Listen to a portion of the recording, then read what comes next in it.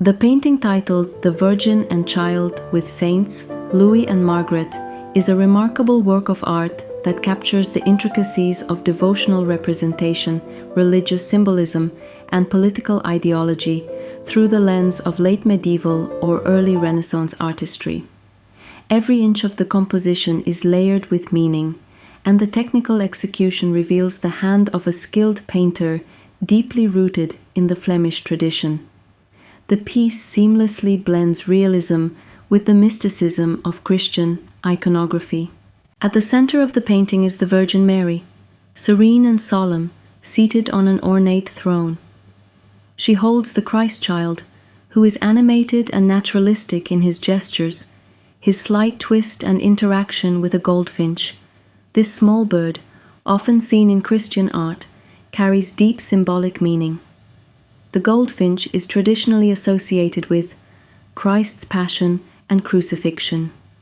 According to legend, the goldfinch acquired its red markings while trying to remove a thorn from Christ's crown during the crucifixion.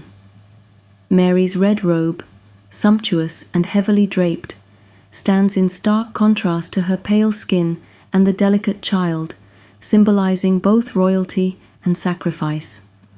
To her left stands Saint Louis, identifiable by his regal crown, fleur-de-lis motif, and scepter.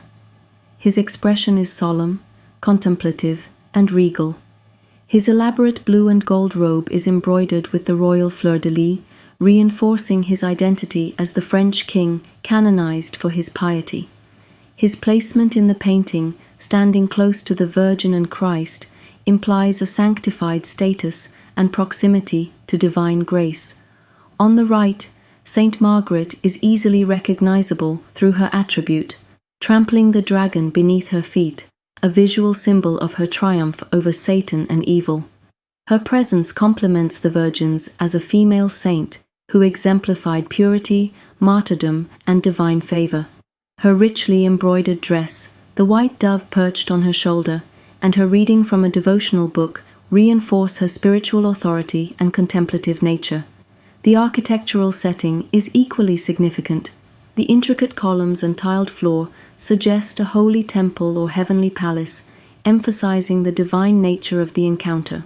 The painter has employed linear perspective masterfully, guiding the viewer's eye toward the central figures and providing a sense of spatial depth that enhances the narrative clarity of the piece.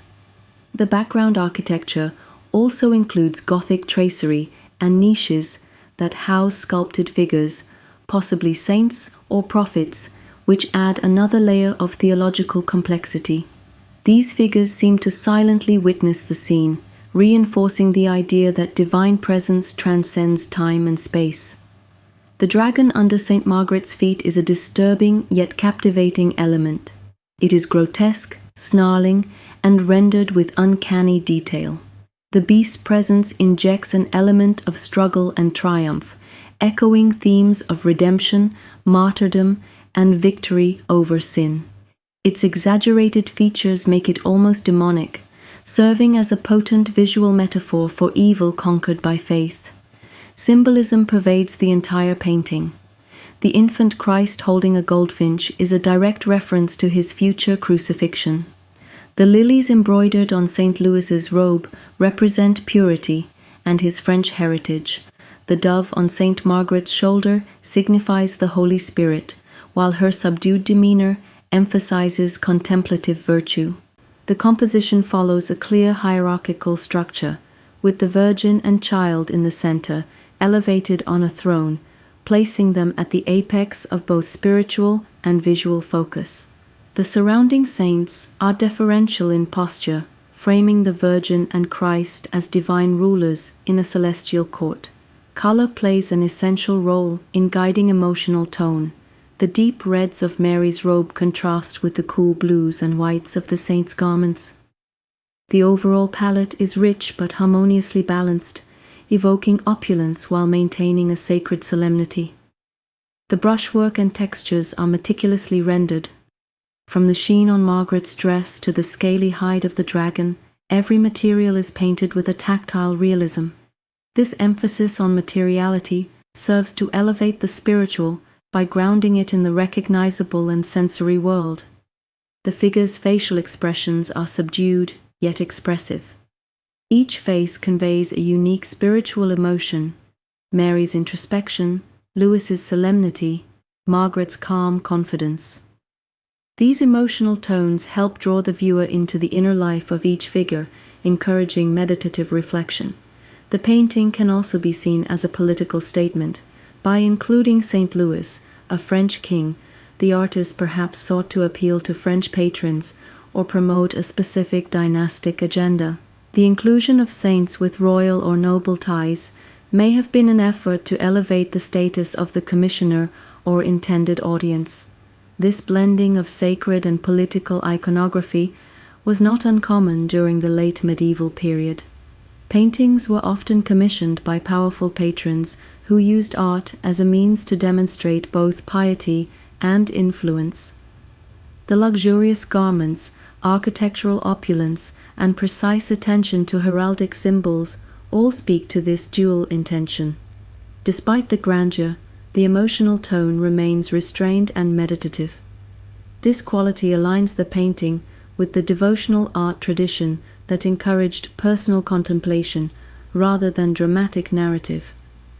It was meant to aid private prayer or function within a chapel setting, inviting viewers to meditate on the virtues of the saints and the grace of the Virgin. The use of light is also notable. A soft, even light bathes the figures, eliminating harsh shadows and enhancing the clarity of each element.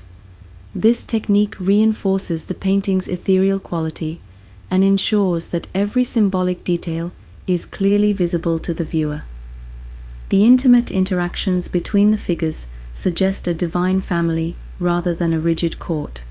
There is a sense of emotional cohesion, a gentle relational dynamic that binds the figures in mutual reverence and purpose. The realism achieved in the depiction of textures, metal, fabric, skin, and hair, is remarkable. The artist clearly had a deep understanding of materials and how they interact with light. This elevates the painting from mere iconography to a sophisticated work of visual storytelling. The presence of music, suggested by the angelic figure playing an instrument behind St. Louis, enhances the celestial atmosphere. Music, associated with the harmony of the spheres and divine worship, is often a subtle but potent element in religious art. Attention to manuscript details in Margaret's book points to the importance of literacy and scriptural devotion. These elements subtly emphasize the values of learning and contemplation among the devout elite. The throne itself is richly decorated with patterned textiles and gilded elements. It acts not only as a seat, but as a visual metaphor for Mary's role as the throne of wisdom, a title that reflects her position as the bearer of divine truth in Christian theology. Although the scene is filled with grandeur, the childlike humanity of Jesus provides a balancing tenderness. His plump limbs, inquisitive face, and dynamic posture ground the painting in the reality of the Incarnation, a divine being made flesh. The subtle play of gaze and gesture among the figures invites the viewer into the spiritual communion. St. Louis' forward glance, the Virgin's introspective gaze, Margaret's focus on her text, all guide the viewer's eyes and thoughts inward toward devotion. The balance of symmetry and asymmetry in the composition contributes to a dynamic yet stable image. While the Virgin sits in the geometric center, the saint's varied postures and interactions prevent the painting from feeling static. The dragon's placement at the base of the composition acts as a kind of spiritual anchor. It situates the heavenly scene above the conquered forces of darkness, reinforcing the Christian cosmological hierarchy. Each figure's placement and scale are carefully considered. There is no confusion about the central subject. Hierarchical proportion and perspective are used to emphasize importance rather than realistic spatial arrangement. The painting's framing elements, the architectural columns and throne, also serve as visual tools for organizing the scene. They create a pictorial space that feels both sacred and controlled, a heavenly court framed within earthly architecture. The textile designs, particularly on St. Margaret's dress and the throne canopy, are rendered with astonishing detail. These patterns indicate not only wealth, but also the divine beauty associated with heavenly things, echoing the medieval belief in beauty as a sign of sanctity. The color gold, used sparingly but effectively, ties the figures to divine radiance. It is particularly visible in the throne and Louis embellishments, linking them symbolically to the light of heaven. The inclusion of multiple saints highlights the importance of intercession in Christian doctrine. By presenting these holy figures in direct proximity to the viewer, the painting encourages the practice of seeking saintly aid in prayer. Given the richness of detail, the skillful execution, and the historical and theological depth, this painting would command a significant price on the art market, potentially in the tens of millions of dollars. Flemish masterpieces of this quality, especially those with attributed provenance or linked to named masters, are extremely rare and highly valued.